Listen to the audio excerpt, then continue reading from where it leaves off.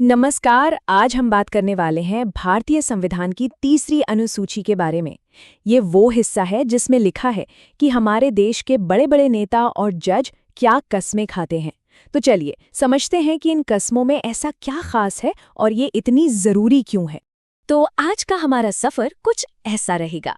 सबसे पहले जानेंगे कि ये अनुसूची आखिर है क्या। फिर देखेंगे कि कौन कौन ये शपथ लेता है। उसके बाद समझेंगे कि ये शपथ कितने तरह की होती है और आखिर में बात करेंगे कि असल जिंदगी में इसका महत्व क्या है। चलिए शुरुआत करते हैं और सबसे पहले ये समझते हैं कि ये तीसरी अनुसूची है क्या भला और संविधान में इसकी जरूरत क्यों पड़ी। देखिए, बहुत सीधे शब्दों में कहें तो ये एक तरह की ऑफिशियल स्क्रिप्ट है। उन वादों की स्क्रिप्ट जो हमारे बड़े बड़े अधिकारी अपना पद संभालने से ठीक पहले करते हैं। अच्छा, यहाँ एक शब्द है प्रतिज्ञान, यानी एफर्मेशन। ये उन लोगों के लिए है जो ईश्वर के नाम पर शपथ नहीं लेना चाहते, वो बस पूरी सच्चाई और ईमानदारी से वादा करते हैं। तो असल में ये शपथ है क्या? ये एक वादा है। वादा कि वो संविधान के प्रति वफादार रहेंगे, अपनी ड्यूटी पूरी ईमानदारी से निभाएंगे और देश की एकता और अखंडता की हर कीमत पर रक्षा करेंगे। अब अगला सवाल ये उठता है कि अच्छा ठीक है, वादा तो है, पर यह वादा करना किस किस को पड़ता है। चलिए देखते हैं। जैसा कि आप देख सकते हैं, ये लिस्ट काफी लंबी है। इसमें केंद्र के मंत्री और सांसद तो हैं ही, साथ में सुप्रीम कोर्ट के जज, सीएजी, राज्यों के मंत्री और विधायक और हाई कोर्ट के जज भी शामिल हैं। मतलब देश चलाने वाले लगभग सभी बड़े पद इसके दायरे में आते हैं।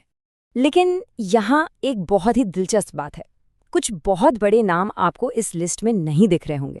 जी हाँ, देश के 3 सबसे बड़े पद, राष्ट्रपति, उपराष्ट्रपति और राज्यपाल, इनकी शपथ का फॉर्मेट इस तीसरी अनुसूची में नहीं दिया गया है। अब आप सोच रहे होंगे ऐसा क्यों?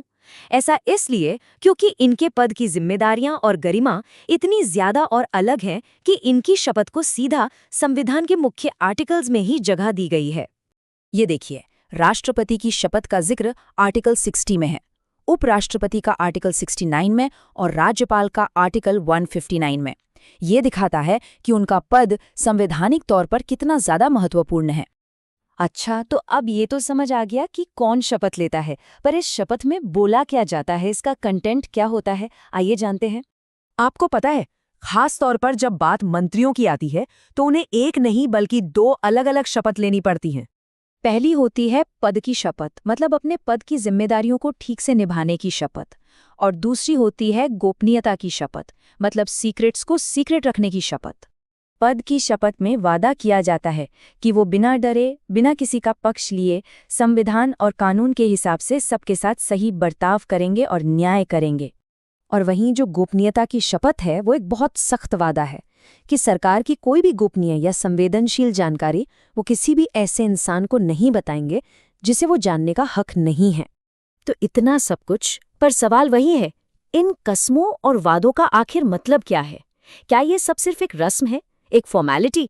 इसका जवाब है बिल्कुल नहीं। ये कोई ऑप्शनल चीज नहीं है, बल्कि एक संवैधानिक मजबूरी है, एक अनिवार्यता है। बिना शपथ लिए कोई भी अपना पद संभाल ही नहीं सकता।